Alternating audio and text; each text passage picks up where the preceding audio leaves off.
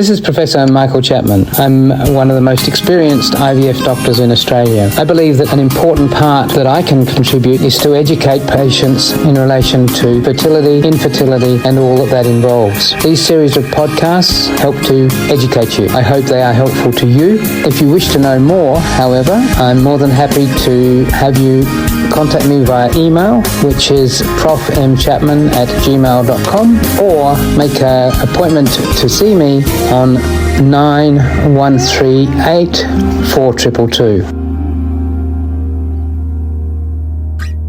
Yes. How old is too old is when you run out of eggs. Any time before that, it can be justified. Now, I say that just a need for justification. The reality is that once you get past 38 to 40, the quality and number of eggs drops off. Nature, the way we've evolved, hasn't prepared women for childbirth in their 40s or beyond. A lot of women, however, with careers or finding a bloke later in life or deciding they want to have a baby on their own, having not found a partner, come and see me 40 plus.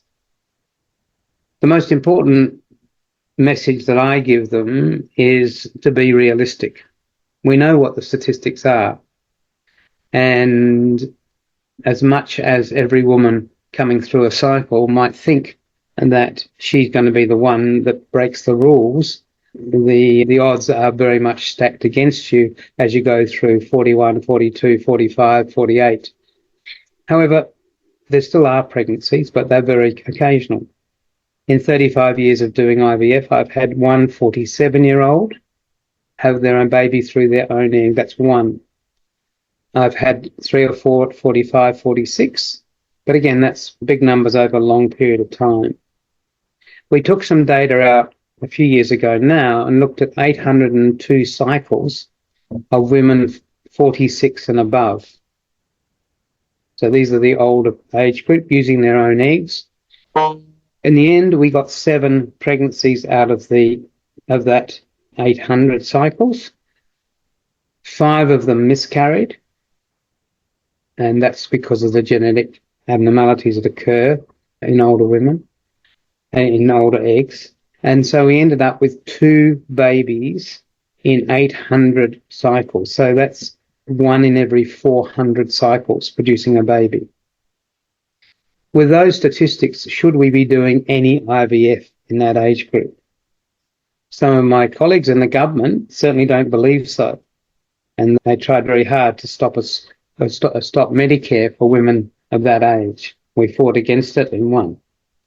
So it's still available with Medicare, even though the odds of success are so low. But I stand up and I argue very much for those women.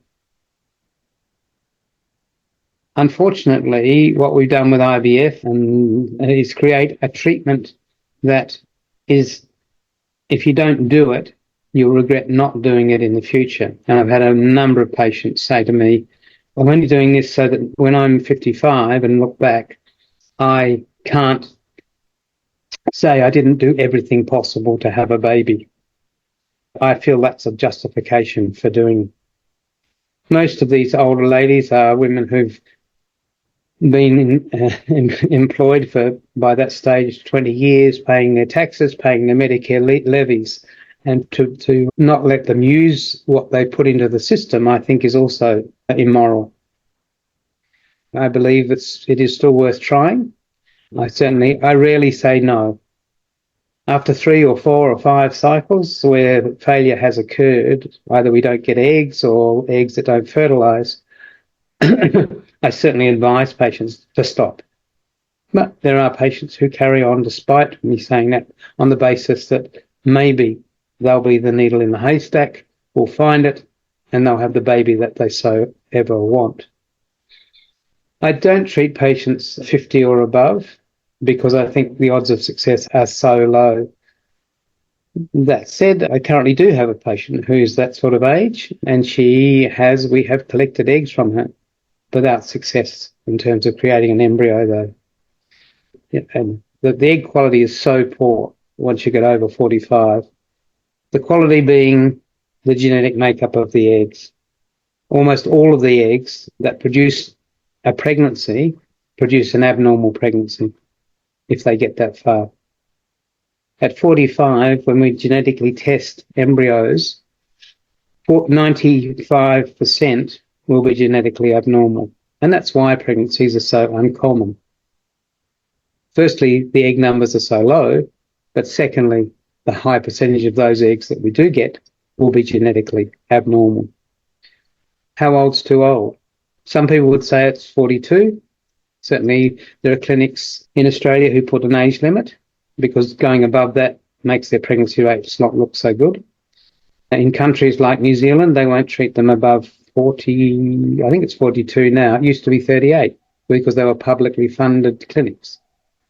In the private sector, it's older. But yes, so around the world, people do put limits on age because of the chances of success. But I still think there's a psychological hurdle that needs to be got over before people accept childlessness. And don't forget that you can access all the previous episodes by going to our website www.theivfjourney.com and select IVF Journey podcast from the navigation menu.